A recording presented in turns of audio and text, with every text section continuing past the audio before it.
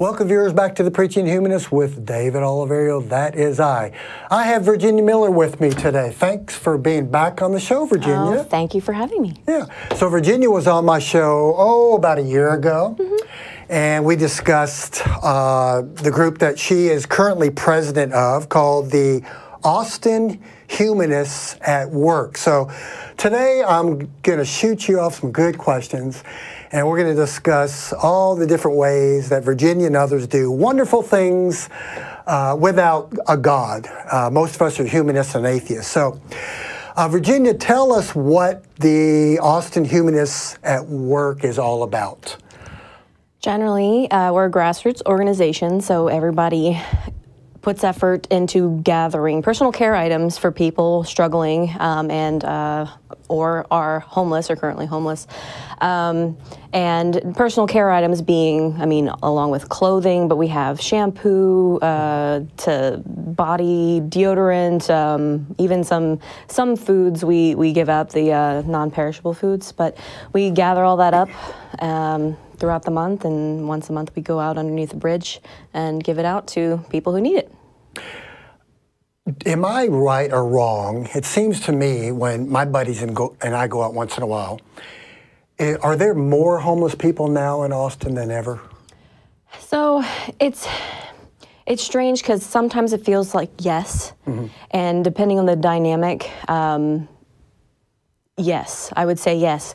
It's all dependent on where they're also being distributed and pushed around too. So at times we'll get a very huge insurge of people, especially during holiday seasons and festivals, because they'll come in to work festivals and things like that in Austin. But yeah, for sure, it seems like there's been new faces a lot more so now than there has ever been in my 4 years. It's been 4 years you've been? It's been about 4 years, since running the organization. And appreciate what you do, by the way. Oh. You really do. So here's a question I've always wanted to know, and I'm trying to figure this out, and I haven't figured it out yet, but in the city of Austin, it's okay for homeless people to congregate under bridges and so forth, right?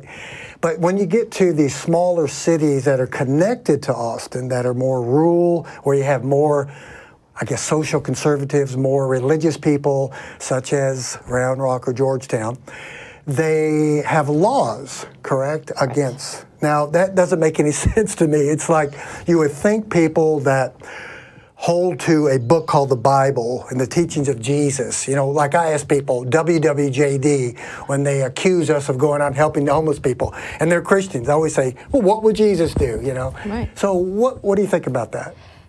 Yes, I have experienced the influx of people that get pushed from the other surrounding communities. And what do I think about that? Yeah. Being kind about it, I think it's very hypocritical of them to not help those who really could need it the most. Yeah. And to push it into Austin and also then makes it our problem. Not that it's a horrible problem for us to go out there and help others, but it seems to be a problem for them to go out to help others. Yeah. They don't want the look. It seems like they don't want their cities to look a certain way. And I think they should be showing a lot more compassion and love towards people who need it the most. Yeah. So. Yeah, good point. Yeah, I was talking with a Baptist gentleman of my age, a couple weeks ago. And I explained to him about where we get our morals as unbelievers and all.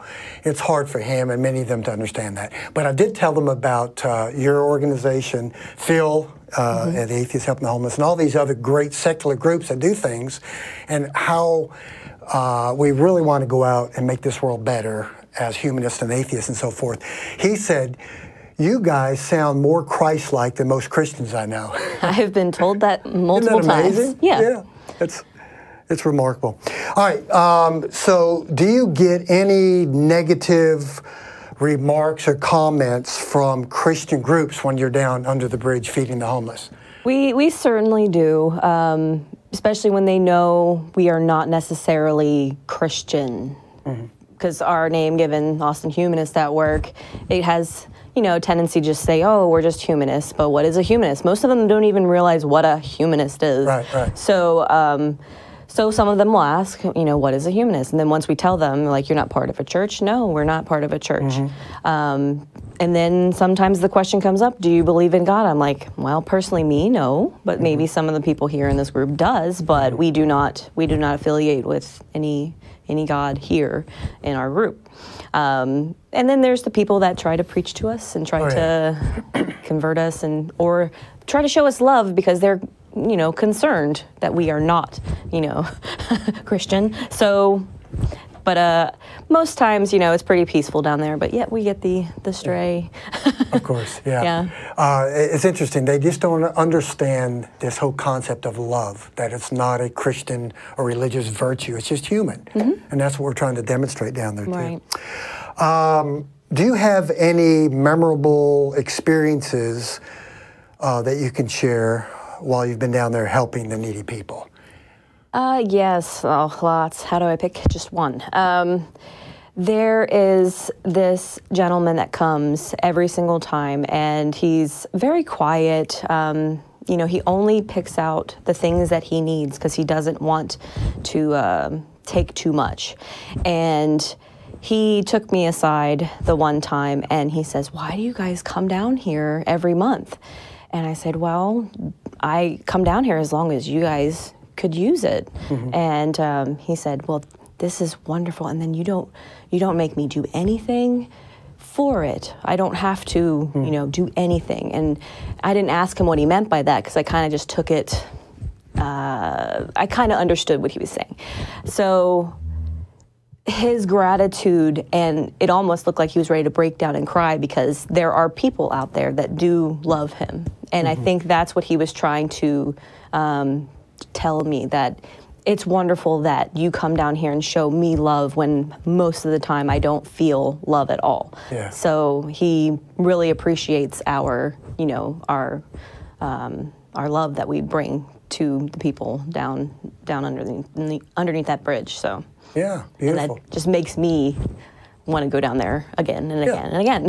So would you say it's how does it make you feel, though, as just an individual, not your whole group, but just when you see somebody hurting and lonely, cold, and hungry and so forth, when you can actually help another person? And that was my leading into the next question or comment. Can you explain this and the importance of human hands solving human problems? Because in our country, it's usually, I'll pray for you, or let's pray for these people. Yeah. Let's ask the Lord to intervene. Or I've seen it under the bridge, and I'm sure you have more than I have. I've seen these groups of believers get together and actually pray in a circle and ask God to give them compassion and love to help these people. And we don't have to do that. It's just in us. But talk about that for a moment, on actually human hands solving human problems.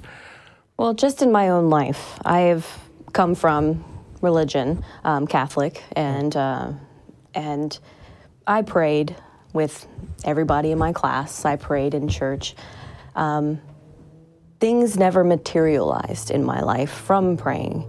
So with that, I grew to question, I grew to go beyond religion. And when I heard that phrase for the first time, human hands solving human problems, it almost sparked many more questions in my head. Well, why aren't humans solving these problems? Why do they look to God to solve these problems? How could something that can't produce material things help another human?